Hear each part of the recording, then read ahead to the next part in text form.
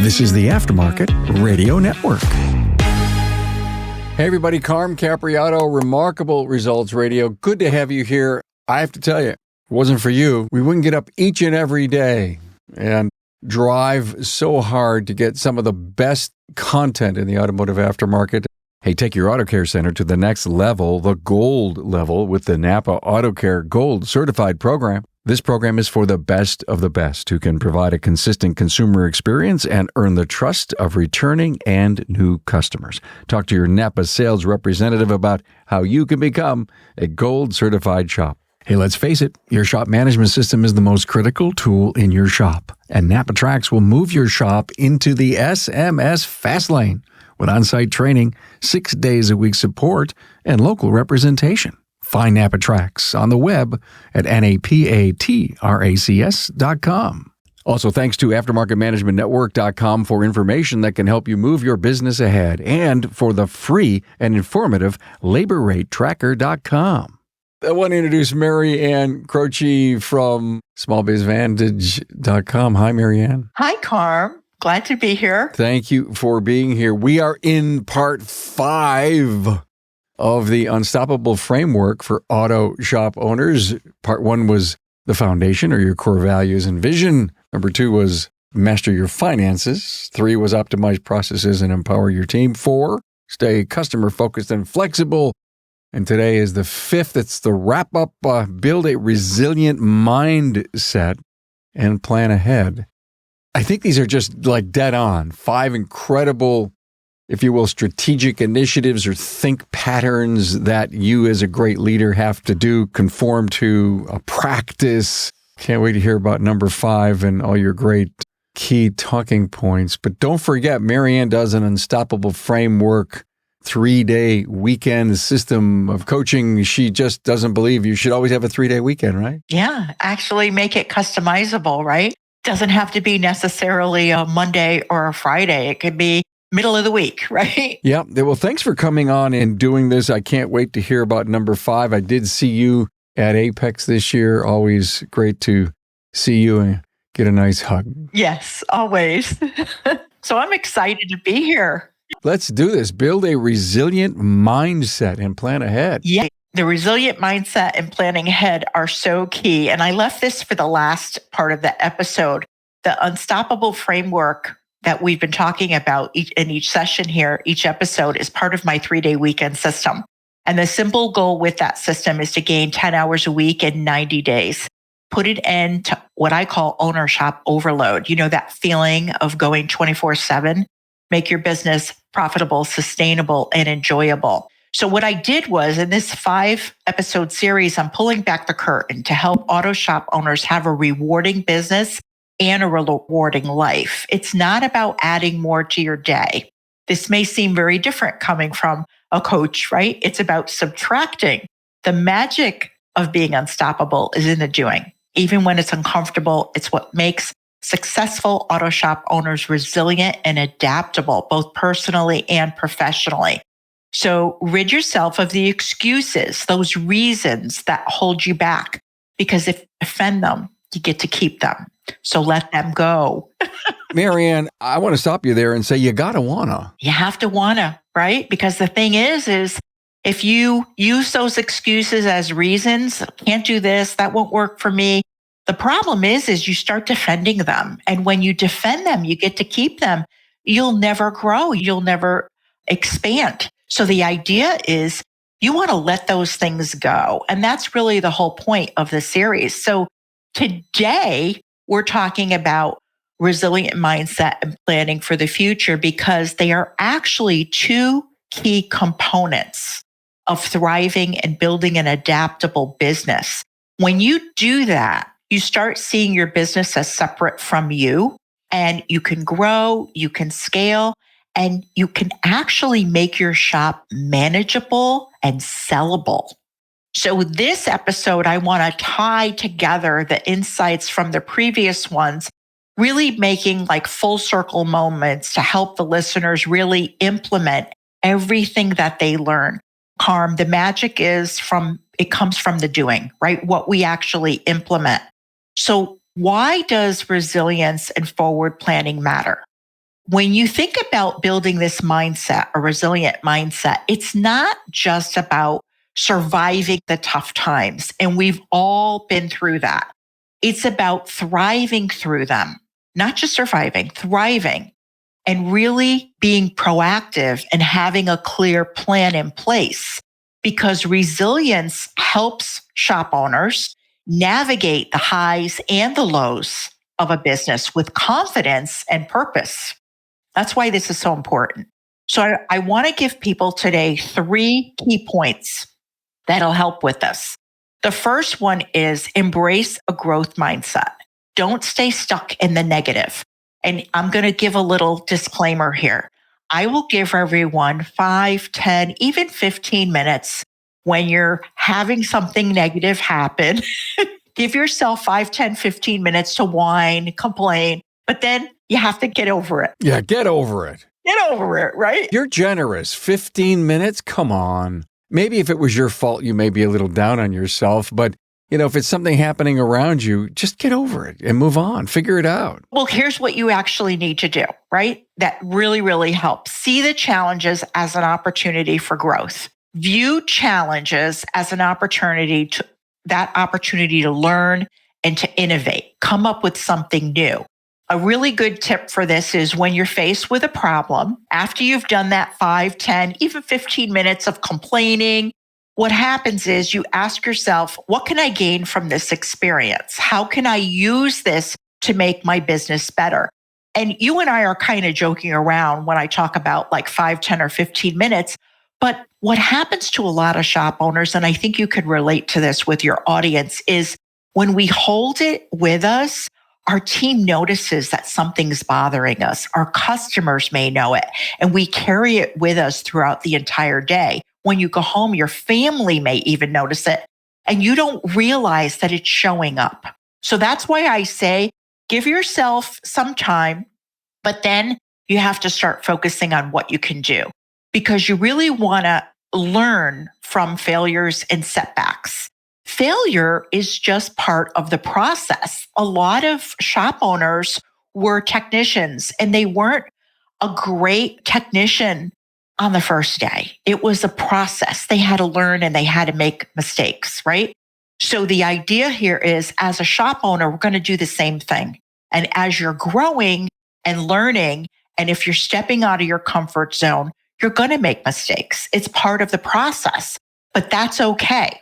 So what you want to do is you want to really use that failure, those mistakes, as a stepping stone for success by making small adjustments based on lessons that you learn.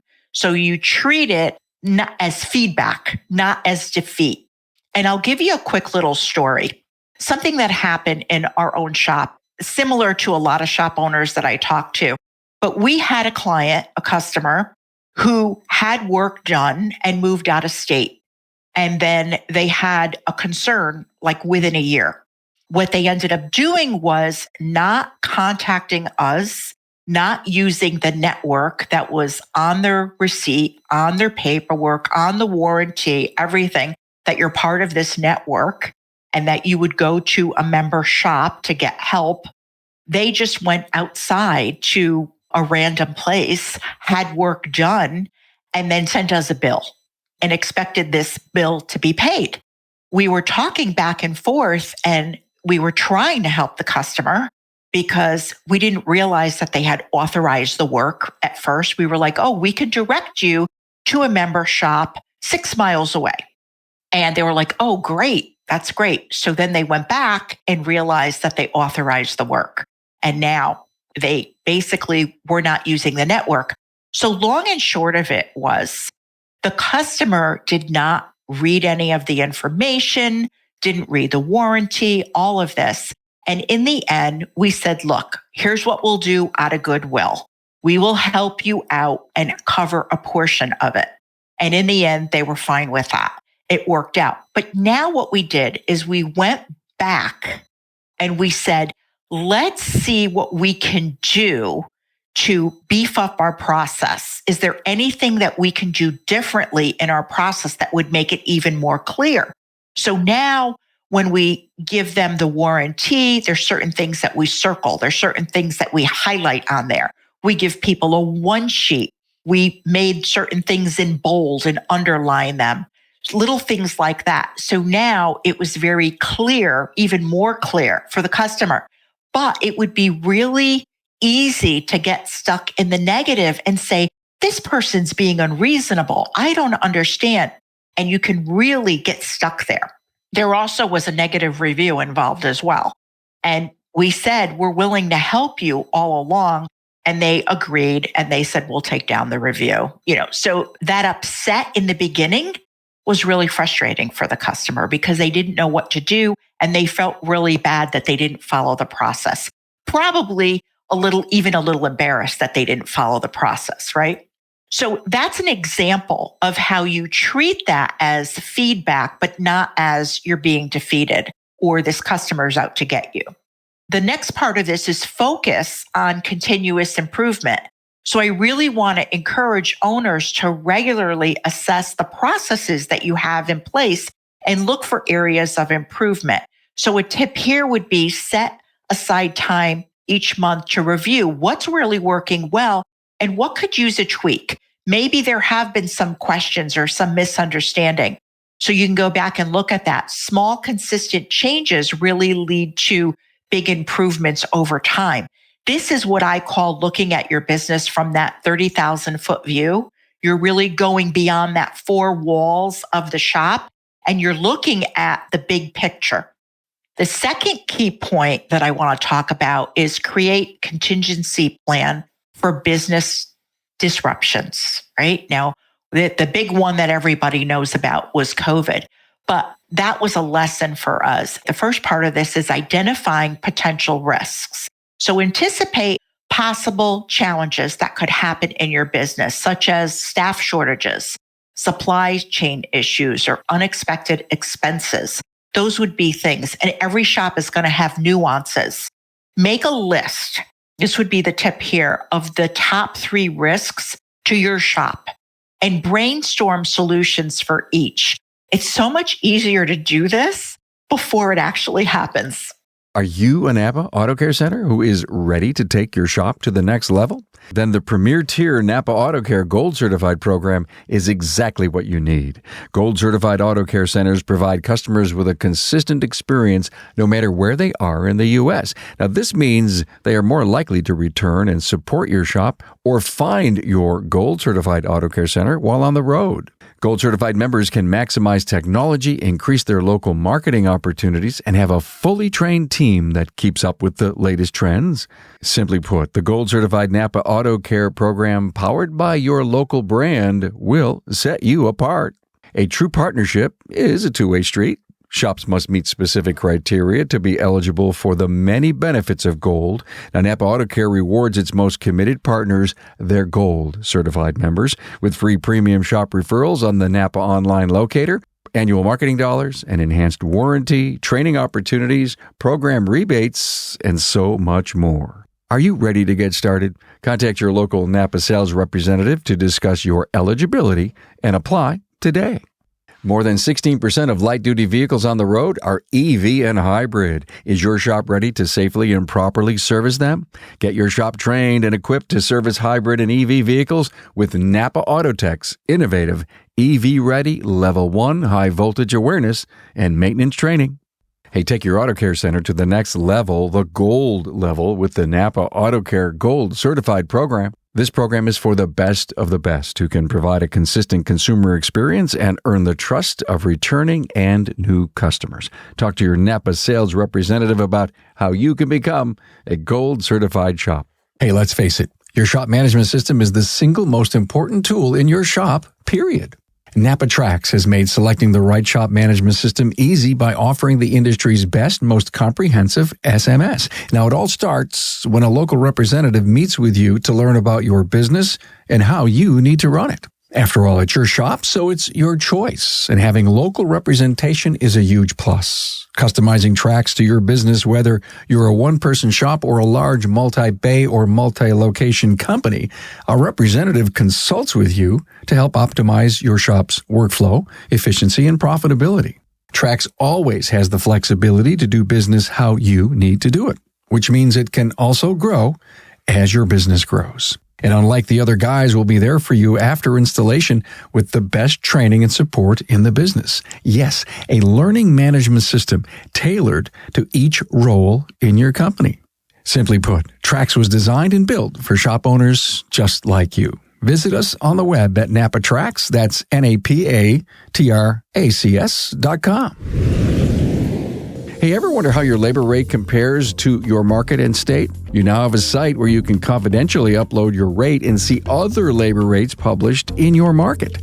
LaborRateTracker.com is an important site to know about. Currently, the database has over 1,000 shops participating and growing every day. But there's more to setting your rates than finding out what others charge. You should look at the labor rates in your state and town to gain a complete picture of the labor rate landscape. Hey, it's easy. Get market intelligence like never before at LaborRateTracker.com. I've just heard some stories lately of some fires and some really tough things that have happened to businesses and robberies and stuff. I can't imagine sitting with a group or with my team saying, what happens if? However, it's not bad to visit that stuff so that if something really way off the charts happens, some of the gut grind that you get could be minimized only because you've had something flash through your mind as to how would I deal with this? How would the team deal with this? How would the business survive? It's a great point. And to lead into what you were saying, plan for the unexpected. So create action contingency plans. So I'm going to give you an example, like having backup vendor for parts or even cross-training your team members for flexibility. If a team member was out for whatever reason for an extended period of time, now you have someone who may be able to do some of what that team member was doing, help out. So, a tip here would be write down a few steps for each plan so that you can quickly act if disruption occurs. And then last part of this would be review and update your plans regularly. So these contingency plans really need to be dynamic, right? They need regular updates as your shop grows and as the market changes. So what you want to do is even get your team involved. This is something that you can do quarterly to ensure that the plans that you have are still relevant and everyone knows their role in an emergency. One of the things I tell people too is when you think about this, review your insurance coverage regularly too. Make sure that you're covered for all kinds of things that could possibly happen or what you would do in case of, right? Let me stop you for a moment and just tease the audience. We did a great episode at Apex. Dave Johnson, Scott Brown, Matt Fonslow, Dave Johnson being the president of ASE. And Scott Brown brought up such an interesting story about insurance coverage. And that's my tease. Please, you got to listen to this Apex episode that we did because it'll startle you when you hear about how insurance companies look at the kind of training that we're having for our people to minimize risk. It was so profound, we're all sitting with our mouths open. This is real world stuff. This isn't make-believe what-if stuff. It actually happened. So great thing to bring up. And audience, I'm sorry for the tease, but enjoy that episode when it comes out. Yeah, no, that sounds great, Carb. And the third key point here that I want to put emphasis on is daily practices for building resilience. So the idea here is to manage stress effectively, okay? Stress is part of life. Like we know that it's going to happen and it's there when you're a business owner as well. People need to include really practical ways to manage their stress, right? Taking a short break. Sometimes people don't do that, right? They don't take a breath, like take a deep breath when you have to. Step away for a little while.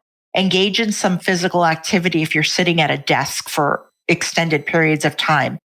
And a tip here would be start your day with something, whatever it is. It could be a quick walk or even a moment of positivity. Find something good in that day and really set a positive tone for the day, even if you know there are challenges or something that you have to deal with when you go to work. Definitely start with some type of positive tone. Build positive habits. The way you do this is you have daily habits like setting clear priorities for the day. These are the things that are my top things that I have to get done. I'm prioritizing them. Express gratitude and dedicate time for reflection. And what I mean by that is you want to end up reviewing your day because tomorrow's a new day. So what I like to do, this is a great tip, and I find that this really works. Create a simple either night before or morning routine that includes reviewing your goals and setting up your top 3 tasks for the day. I personally like to do it the night before. I'm not in my shop every day, so I'll actually put a little note on my desk of my priorities and my goals so that when I come back, it's been a few days because I'm not in the shop every day. That's right there waiting for me. But I like to do it that way. Some people like to do it in the morning, but that's a great tip for that. And lastly, lean on your support network. It's really important to have a strong support system of peers, mentors, and advisors. I really want you to be able to share with them and let them know what's going on because they can help really guide you through the tough times. I had an opportunity during COVID. I was quarantined for 3 weeks, lost a family member, and I was exposed, and that was on the early side of it. And I actually reached out to an influencer when I was home. My question that I asked was answered, and I was given 5 minutes to speak with him. And I asked him about leadership, and that's actually what I coach on. So I wanted to know how you can instill leadership in your team so that they can bring it home. And it could be really something that they can share with their family, and it could be helpful for them. It could be very valuable to bring that leadership home so that they can be a great leader. And he gave me what I call POP. The 3 things are you have to be positive, have to be optimistic, but you have to be practical. And if anybody wants that download, it's available on my website. But that was a game changer for me because if you're just positive and you're optimistic, a lot of times people will see you as delusional, right? You have to have that practicality, that real world application in there. And that really helped me a lot because I unpacked it and I was able to share it with so many people. So it's really important to reach out to a peer. A tip would be, schedule something this week with someone and really get that insight. Lastly, when you mentioned the 5 different episodes that we talked about over these time together, and I kind of wanted to just bring it all together so that people would understand the key lessons from each one. So the first one was clarify your vision and your core values. And the key lesson there was the importance of having the clear vision and core values. It's the foundation of your business. So that's really important. Episode 2 was mastering your finances. Financial literacy and a solid plan are really crucial for business stability and growth. Learn it, and you can do it. You definitely can, even if it's something you're not used to. Episode 3 was optimize processes and empower your team. Documenting processes and delegating effectively, allowing the shop to run smoothly without relying on the owner for every task, every decision. Episode 4, stay customer focused and flexible. Realize the value of listening to customer feedback and adapting services to meet evolving needs. This builds loyalty and attracts the right customers. And lastly, today's episode, right? The importance of growth mindset, contingency planning, and daily habits. And this really helps you maintain resilience and adaptability. The thing here is we've covered strategies through all of these episodes to really help you build a profitable, sustainable, and enjoyable business. And I want to put emphasis on enjoyable. If anyone thinks that the 3-day weekends program might be something that they need, I'm available to talk more. But I really want to thank everyone for listening to this series. And I want to encourage them to go back and reflect on the episodes because they can actually be listened to in any order. And then there's a worksheet, a downloadable worksheet with, any of the episodes. And my real final thought here is, if you find it valuable, share it. When Carm puts these episodes out and they go, share your feedback on the podcast comments. And I want to really share that. Remember that being unstoppable is not about perfection. For you to have an unstoppable business, to be an unstoppable owner, it's about progress. That's what it is. Keep learning, keep adapting, and most importantly, keep going forward. You've got this. And I really wish all of our listeners here a rewarding business and a rewarding life, because to me, that's what success is. It's all about fulfillment. Wow. Whew. Thank you, Maryann Croce, smallbizvantage.com. Go to her website and get all this good stuff. On all the show notes pages will be those worksheets that she is talking about and a link to her website. Can I make a comment or two on this? Yeah, of course. Okay. Feelings, emotions, you talked about how people can see you. And I have to tell you, you're so right. The face holds clues to where you're going, how the day is going to be, what you're thinking. Be very careful that you're not having, even if it's a personal bad day, and you bring that face or that emotion set to work. You're the leader. You may crash the positivity or the spirit of the business, depending on how much you carry it on your face or your shoulders.